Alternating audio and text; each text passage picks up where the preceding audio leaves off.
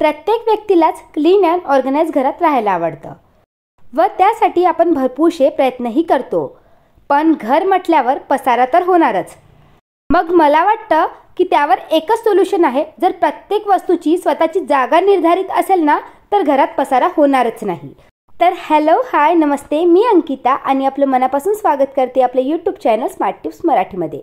तर मैत्रिणींनो, आजच्या व्हिडिओमध्ये मी तुमच्यासोबत zero cost home organization hack share करणार आहे, जी नक्कीच तुम्हाला उपयोगी पडतील. चला तर मग कुठलीही वेळ न घालवता व्हिडिओला सुरुवात करूया.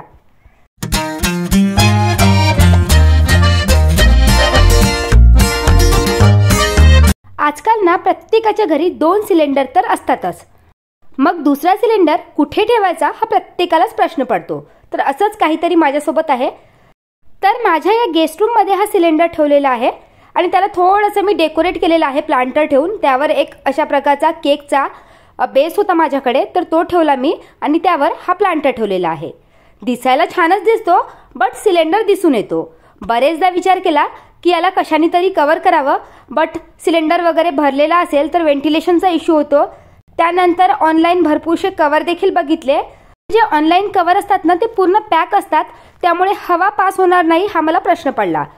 आमच्याकडे हा गेस्ट रूम मध्ये जो बेड ठेवलेला आहे त्याचा जो बॅकहेड होता तो आम्ही लावलेला नव्हता, कारण भिंत खराब होणार म्हणून. तर ते प्लायवूड माझ्याकडे पडलेले होते. खाली फ्लॅटमध्ये कार्पेंटरचं काम चालू होतं, तर मी काय केलं, सिलेंडरच्या मेजरमेंटनुसार त्या प्लायवूडला कट करून आणले. फक्त 100 रुपयात माझं काम झालं. जर तुमच्या घरी फर्निचरचं वगैरे काम सुरू असेल तर तुम्ही ही आयडिया फ्रीमध्ये देखील करू शकता. तर त्यानंतर आम्ही हे प्लायवूड घरी आणले आणि माझ्या मिस्टरांच्या हेल्पनी मी हे प्लायवूड व्यवस्थित, जे 2 इंचीचे खिळे मिळतात ना त्यांनी आम्ही हे प्लायवूड व्यवस्थित ठोकून घेतले. मी तुम्हाला पूर्ण ठोकल्यावर दाखवते आणि वाटेल तर याचं जे मेजरमेंट आहे ते देखील स्क्रीनवर मी दाखवून देणार. तर बघू शकता अशा प्रकारचा एक बॉक्स रेडी केलेला आहे आम्ही. व मागच्या बाजूला हा बॉक्स आम्ही ओपन ठेवलेला आहे, जेणेकरून हवा पास होणार, कारण बरेचदा सिलेंडर हा भरलेलाही असतो. बघू शकता.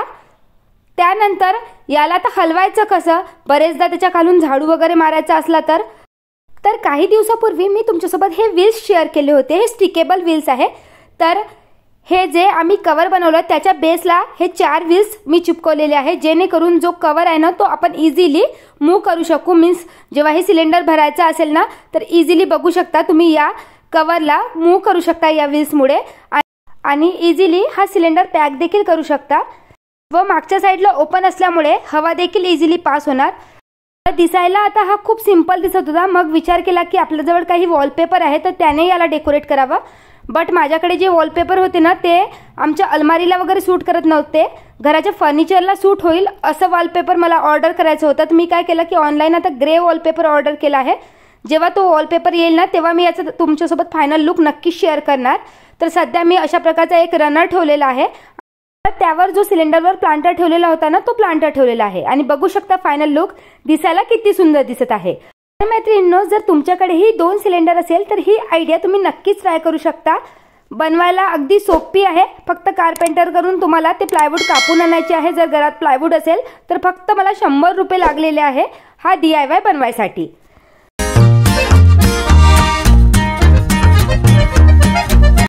बरेचदा आपलं घर बाहेरून तर दिसायला खूप छान दिसतं, बट आतमध्ये मात्र पसारा भरलेला असतो. तर तसंच काहीतरी माझ्या या ड्रॉवर सोबत आहे. तुम्ही बघू शकता या ड्रॉवरमध्ये भरपूरशा वस्तू अशा ठेवलेल्या आहे. भरपूरदा मी या ड्रॉवरला ऑर्गनाइज देखील करून ठेवले, तरी देखील काही दिवसाने याची हालत अशीच होते. पण जर थोडंसं डोकं लावून जर आपण या ड्रॉवरला ऑर्गनाइज केलं ना तर याची जी स्थिती आहे ती वारंवार खराब होणार नाही. तर त्यासाठी मी काय केलं की पहिले तर या ड्रॉवरला पूर्णपणे खाली केलं. ज्या अनवॉन्टेड वस्तू होत्या त्या फेकून दिल्या आणि त्यानंतर या ड्रॉवरला व्यवस्थित पुसून घेतलं.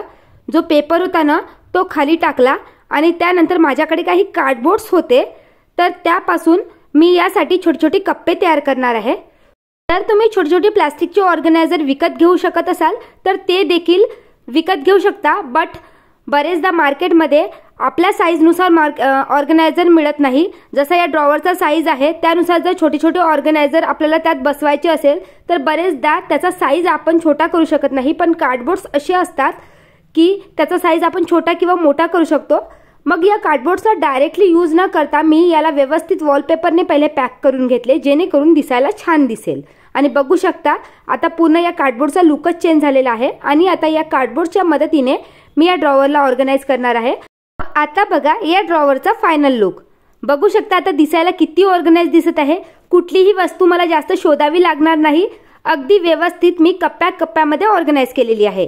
आता इथली काही जागा तुम्हाला रिकामी दिसत असेल, बट माझ्याकडे कार्डबोर्ड्स कमी पडले. जेव्हा माझ्याकडे कार्डबोर्ड्स येणार तेव्हा मी ते ऑर्गनायझर पुन्हा बनवणार आणि ती जागा फिल करणार आहे. आणि बघू शकता आता ड्रॉवर दिसायला किती सुंदर दिसत आहे. तर तुम्ही देखील या पद्धतीने तुमचे ड्रॉवर ऑर्गनाइज करू शकता. आपल्या प्रत्येकाच्याच बाथरूममध्ये टॉयलेट क्लीन करायसाठी ब्रश तर ठेवलेलाच असतो. आणि जनरली तुम्ही बघितलं असेल तो जो ब्रश असतो ना तो त्या टॉयलेटच्या बाजूलाच अशा प्रकारे उभा करून ठेवलेला असतो.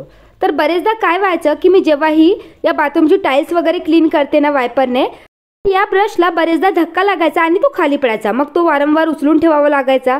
तर बरेचदा आपण टॉयलेटच्या ब्रशला आंघोळीनंतर हात लावत नाही. तर त्यासाठी एक सिंपल ऑर्गनायझेशन टिप मी तुमच्यासोबत शेअर करणार आहे. तर यासाठी मी इथे एक अडेसिव्ह हुक चिपकवलेली आहे. याला काही तासासाठी असंच चिपकवून ठेवायचं आणि जेव्हा ही हुक्स व्यवस्थित ड्राय झाली आणि त्यानंतरच आपल्याला हा जो ब्रश आहे तिथे हँग करायचा आहे. आता बघू शकता या ब्रशला मी वरती हँग केल्यामुळे खालची जागा देखील इझिली क्लीन होईल. नाही तर बरेचदा ब्रशच्या खालची जागा खराब झालेली असते आणि वारंवार तो ब्रश देखील पडणार नाही आणि दिसायलाही ऑर्गनाइज दिसेल. तर तुम्ही देखील तुमच्या टॉयलेटचे ब्रश असेच खाली फरशीवर ठेवलेले असेल ना तर ही ट्रिक नक्की ट्राय करून बघा. दिसायला अगदी छानही दिसेल आणि तुमचा ब्रश देखील ऑर्गनाइज राहील आणि बाथरूमही दिसायला छान दिसेल.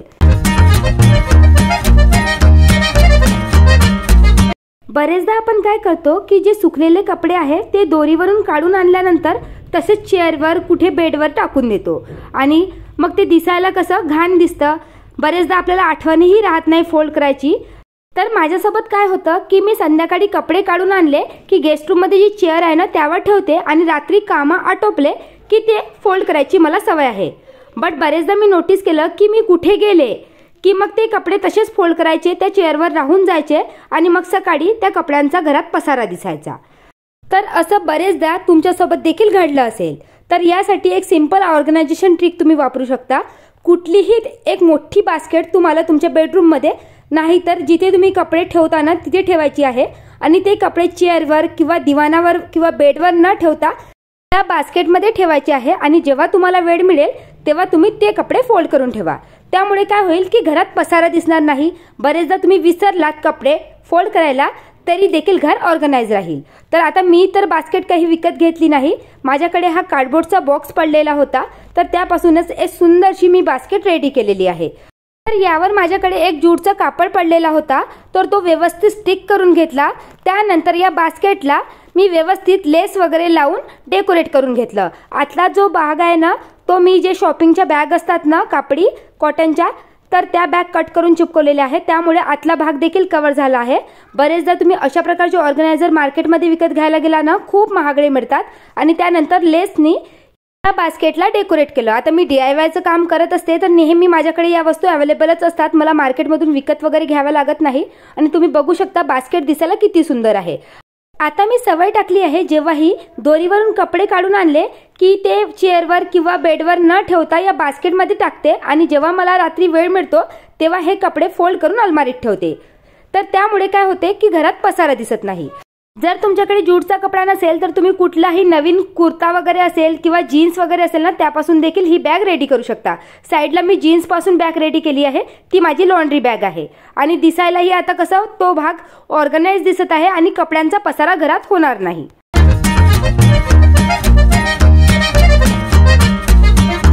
आपल्या प्रत्येकाच्याच घरी प्लॅस्टिकच्या ज्या पिशव्या असतात ना त्याचं भरपूर कलेक्शन असतं आणि आपण त्या कुठेही ठेवतो त्यामुळे देखील घरात खूप पसारा होतो. तर मी अशा प्रकारच्या एका प्लॅस्टिक बॅगमध्येच पूर्ण प्लॅस्टिकच्या पिशव्या कलेक्ट करायची आणि एका अडेसिव्ह हुक्सने ते हँग करून ठेवले आहे. तर त्यामुळे ते दिसायला काही खास दिसत नव्हतं. मग विचार केला की मार्केटमधून जे प्लॅस्टिक ऑर्गनायझर असतं ना ते ऑर्डर करायचं.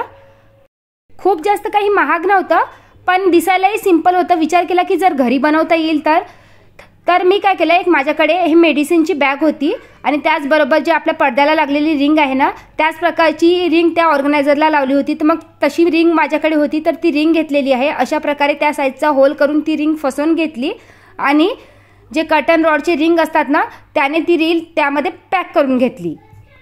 त्यानंतर या प्लास्टिक बॅगला व्यवस्थित स्टर्डी बनवायसाठी मी आतमध्ये काही कार्डबोर्ड चिपकवलेले आहे, जेणेकरून दिसायला छान दिसेल. तर त्याच साईज एवढे मी कार्डबोर्ड्स कट करून घेतले आणि फेविकॉलच्या हेल्पने आतल्या साईडला हे कार्डबोर्ड्स मी चिपकवून घेतले. फक्त समोरच्या साईडला मी कार्डबोर्ड चिपकवलेला नाही.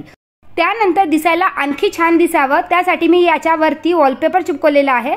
तुम्ही वाटेल तर कुठलाही फॅब्रिकचा कपडा सुंदरसा यावर स्टिक करू शकता आणि बघू शकता घरी बिलकुल 0 खर्चात आपला हा सुंदर प्लास्टिक ऑर्गनायझर रेडी आहे.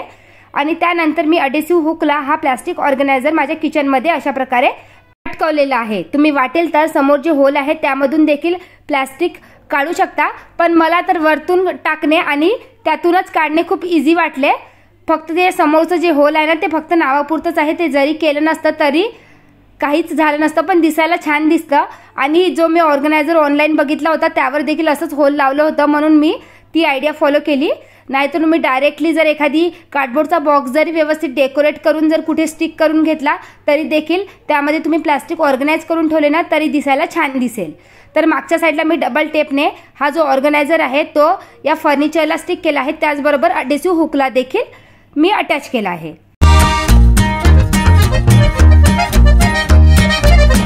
तर मैत्रिणींनो, या काही होम ऑर्गनायझेशन आयडियाज होत्या ज्या नक्कीच तुम्हाला स्वतःचं घर ऑर्गनाइज करण्यासाठी हेल्पफुल ठरतील.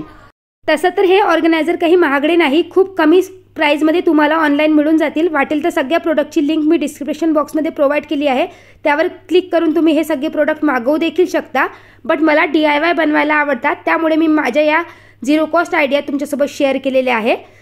त्याचबरोबर आशा करते मैत्रिणींनो की तुम्हाला हा व्हिडिओ नक्कीच उपयोगी पडला असेल. जर व्हिडिओ आवडला असेल तर व्हिडिओला एक लाईक नक्की करा आणि तुम्हाला हा व्हिडिओ कसा वाटला हेही मला कमेंट करून नक्की कळवा. या व्यतिरिक्त तुम्ही जर आपल्या चॅनलवर नवीन असाल तर चॅनलला देखील सबस्क्राईब करा असेच युजफुल व्हिडिओ पाहण्यासाठी. चला तर भेटूया अशाच एका नवीन व्हिडिओमध्ये. तोपर्यंत बाय बाय.